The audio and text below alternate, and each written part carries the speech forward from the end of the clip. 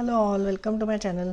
आपण आज problem set 23 सोडवायला घेणार आहे. तर पहिला क्वेश्चन बघा, what is 1/3 of each of the collection given below. म्हणजे 1/3 म्हणजे 15 पेन्सिल्स आहे, त्याचा 1/3 पार्ट किती आहे तो कसा फाइंड करायचा. त्याच्याकरता आपण एक प्रॉब्लेम बघू. आधी इथे तुमच्या बुकमध्ये दिलेला आहे 1/4 of a collection of 20 dots. म्हणजे बघा 20 डॉट्सचे काय केलं आहे, 4 पार्ट्स केलेत. म्हणजे 4 एका पार्टमध्ये किती ठेवलेत, ह्याचे 4 पार्ट्स करून एका पार्टमध्ये किती आले, म्हणजे 5 आलेत, 5 डॉट्स आलेत. म्हणजेच 4 पार्ट्समधला एक पार्ट कितीचा आहे, एक पार्टमध्ये किती डॉट्स आहेत, 5. सो आन्सर काय आलं आहे, म्हणजेच 20ला काय केलं, 4ने डिवाइड केलं आणि मग त्यांचा आन्सर आलं 5. ठीक आहे. पुढचं बघा, 1/2 of a collection of 20 dots. मग 20 डॉट्स 2 आहे इथे, म्हणजे मग 2 पार्ट्समध्ये डिवाइड केलं 20 डॉट्सला. म्हणजे एका पार्टमध्ये किती आले, 10 आले. म्हणजेच 1/2 ऑफ 20 किती येतं, 10 येतं. अजून एक बघू आपण example, 3/4 of a collection of 20 dots. आता हे कसं फाइंड करायचं, तर 20 डॉट्स खाली डिनॉमिनेटरला काय आहे, 4 आहे. म्हणजे मग त्याचे 4 पार्ट्स केले 20 डॉट्सचे. म्हणजे एका पार्टमध्ये किती आले, 5 डॉट्स आलेत. आणि मग त्याचं 3/4 विचारलं, म्हणजे त्याचे 3 पार्ट मिळून किती विचारलं. इथे कसं विचारलं होतं, फक्त एकच पार्ट विचारलं होतं 1/4. इथे 3/4 विचारलं, म्हणजे 3 पार्ट. म्हणजे 1/4 प्लस 1/4 प्लस 1/4 म्हणजे किती होतं, हे 3/4. आणि मग ह्याचं म्हणजे आपण आता आधी काय केलं होतं, 4ने 20ला डिवाइड केलं होतं. मग आता ह्याच्या बाबतीत काय करायचं, 4ने 20ला डिवाइड करून त्याला 3ने मल्टिप्लाय करायचं. म्हणजे हे वरचं 3 आहे न्यूमरेटरला, त्याने 3ने मल्टिप्लाय केल्यावर आन्सर काय येतं आहे, 15. फक्त 1/4ने मल्टिप्लाय केल्यावर काय आलं होतं, 5 आलं होतं. पण आता 3 पार्ट करायचे आहेत ना फाइंड आपल्याला. म्हणजे ह्याच्यातले बघा, हे तुम्ही जर मोजले 3 पार्ट्स, तर 1 2 3 4 5 6 7 8 9 10 11 12 13 14 15. म्हणजे हे टोटल ह्या अख्ख्या पोर्शनचं 3/4 पार्ट किती झाला, किती डॉट झाले, 15 डॉट झाले. तसं आपण आन्सर इथे फाइंड केलं आहे. ठीक आहे. तर आता हे फ्रॅक्शनमध्ये तुम्हाला आता फाइंड करायचं आहे. म्हणजे इथे बघा, ट्वाईस ऑफ 5 इज 10. म्हणजे 10चं हाफ काय होतं, 5 होतं. तर इथे आपल्याला आता ह्याच्यामध्ये आपल्याला तेच यूज करायचं आहे. 1/3 ऑफ 15 पेन्सिल. म्हणजे 15 पेन्सिलचे आपण किती भाग करणार, 3 भाग करणार. आणि त्यातला एक पार्ट म्हणजे किती, ते आपल्याला फाइंड करायचं आहे. तर ते कसं करायचं ते बघूयात. चला, इथे पहिलं किती आहे आपलं, 15 पेन्सिल. सो 15 पेन्सिल्सचा 1/3 पार्ट आपण कसा फाइंड करणार. सो इज इक्वल टू काय येणार आहे, 1/3 ऑफ किती आहे, 15. म्हणजेच 1/3 इंटू 15. बरोबर. इथे ऑफ म्हणजे तुम्ही काय घ्यायचं आहे, इंटू घ्यायचं आहे. मग इज इक्वल टू काय येतं, हे 15/3. म्हणजेच काय येतं, 3 5 जा 15. म्हणजे हे काय येतं आन्सर, 5 पेन्सिल्स. हे तुम्हाला कळलं नसेल तर अजून एक सोल्युशन लिहून घ्या, 15 डिवायडेड बाय 3. 15 डिवायडेड बाय 3 किती येतं, 5 येतं. So 5 pencils. चला नेक्स्ट बघूयात. नेक्स्ट सेकंड काय आहे, 21 बलून्स. आता 21 बलून्सचा आपल्याला किती पार्ट करायचं, फाइंड करायचं आहे, 1/3 पार्ट किती येणार आहे. सो इज इक्वल टू काय लिहिणार आपण, 1/3 of 21 is equal to 1/3 into 21 is equal to 21/3. म्हणजेच काय, 21ला 3 डिवाइड केल्यावर किती येणार आहे, 7. So 7 balloons. तुम्हाला हा पार्ट कळला असेल तर तुम्ही हे असंही करू शकता. डायरेक्ट 15ला 3ने डिवाइड करायचं आणि आन्सर आणायचं, 21ला 3ने डिवाइड करायचं, आन्सर आणायचं. नेक्स्ट बघूयात, थर्ड, 9 चिल्ड्रन.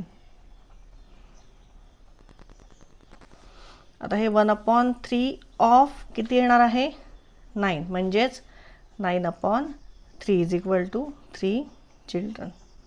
म्हणजेच 9चे किती भाग केले, खाली डिनॉमिनेटरला किती आहे, 3. मग एका भागात किती येणार आहे, एका पार्टमध्ये 3 चिल्ड्रन. हे तुम्हाला सहज कळेल ह्या एक्झाम्पलवरनं. फोर्थ बघूयात, 18 बुक्स.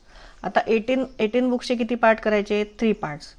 म्हणजे 1/3 ऑफ 18. म्हणजेच काय येणार आहे, 1/3 इंटू 18 इज इक्वल टू 18/3.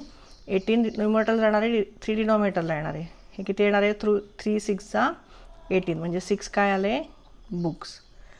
और तुम्ही काय करू शकता, 18 divided by 3 is equal to 6 books. चला, आपला नेक्स्ट क्वेश्चन बघा काय आहे, what is 1/5 of the each of the following. आता आपण 1/3 बघितलं, 1/3 बघितलं, तसं सेम आपल्याला 1/5चं करायचं आहे.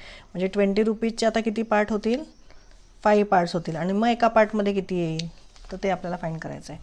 सो 1/5 ऑफ किती लिहायचं आहे 20. सो इज इक्वल टू काय येईल 1/5 इंटू 20 म्हणजेच 20 डिवायडेड बाय 5 म्हणजेच किती येणार आहे हे 4 रुपीज. नेक्स्ट बघूयात सेकंड, ते आहे 30 किलोमीटर.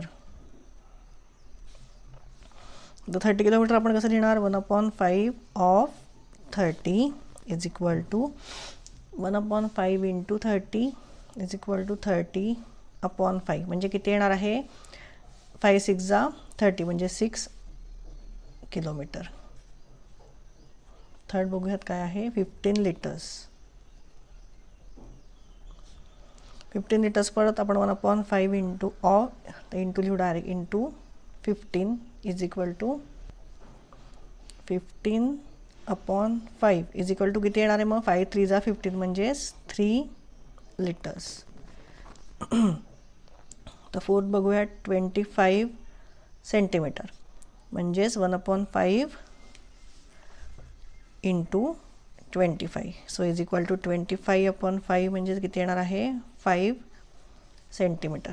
म्हणजे 25चं परत एकदा समजून घ्या 25चे 5 पार्ट्स केले मग एका पार्टमध्ये किती सेंटीमीटर येतील 5 सेंटीमीटर येतील. आता हे वरचं चेंज झाल्यावर आपण कसं फाइंड करायचं आहे त्याचे पुढचे प्रॉब्लेम बघू. चला नेक्स्ट क्वेश्चन बघू. Find the part of each of the following numbers equal to the given fraction. आता बघा 2/3 2/3 म्हणजे 2/3 पार्ट ऑफ 30 आपल्याला फाइंड करायचा आहे. म्हणजेच कसा करणार आपण इथे 2/3 इंटू 30. आता हा 3 जो आहे हा डिव्हिजनला आहे म्हणजे 3ने जर 30ला डिवाइड केलं तर किती आन्सर येईल is equal to 2 into 10. So is equal to 20. कळलं आहे 3ने आपण 30ला डिवाइड केल्यावर आन्सर 10 येतं आणि मग वरचा जे 2 आहे न्यूमरेटरचा त्याने त्याला मल्टिप्लाय होईल. So 2 into 10 is equal to 20. Second बघू तसंच 7/11 ऑफ 22 इज इक्वल टू काय येणार आहे मग 7/11 इंटू 22 म्हणजेच आता 11 डिवायडेड बाय 22 डिवायडेड बाय 11 किती येईल 7 into 2. So is equal to 14. तुम्हाला हे असं जर कळत नसेल तर मी अजून एक दाखवते की तुम्ही हे 1/11 इंटू 22 केलं तर आन्सर काय येणार आहे तुमचं 22/11 इज इक्वल टू 2. आणि मग हा जो 7 आहे मग ह्याला तुम्ही 7 इंटू 2 करणार इज इक्वल टू 14. म्हणजे आन्सर सेमच येणार आहे. तुम्हाला पद्धत कुठली आवडते तुम्हाला जे सोपं जातं आहे ते तुम्ही सॉल्व करा.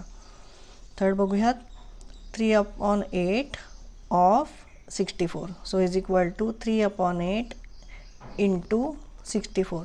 सो इज इक्वल टू 3/8 आता सॉरी 3 इंटू काय येईल हे 8 8 जा 64 म्हणजे 3 इंटू 8 येईल म्हणजेच काय येणार आहे 24. फोर्थ आहे 5/13 ऑफ 65.